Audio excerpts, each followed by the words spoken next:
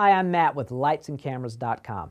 Last time we covered how different colors of light were measured, and that the scale that we measure the color of light is measured in degrees Kelvin. A quick review look at our chart from our last entry shows how indoor, incandescent, or video lights are mostly in that 3200 degrees Kelvin range, which is a little bit yellow, and sunlight is much more blue. Well, how does that apply to you when you're shooting video? Well, I could give you a really involved answer, but it really comes down to this. Your old friend, the video camera, for all of its advanced circuitry, is really pretty stupid. It has no idea what the color white should look like.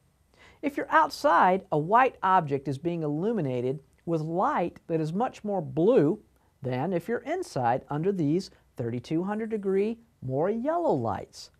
Yes, we can send pictures back from Mars, but your camera can't tell whether it's inside or outside.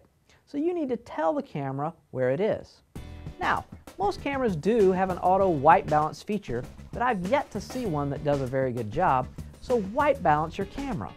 Many of the new consumer cameras even give you that option to manually white balance, even in the lower end cameras. And that really just involves showing the camera a true white object in the lighting conditions that you're shooting and telling the camera to white balance. So if you're outside under daylight, more blue, hold up a pure white object. It could be a white balance card or even maybe a pure white sheet of paper, and tell the camera to white balance.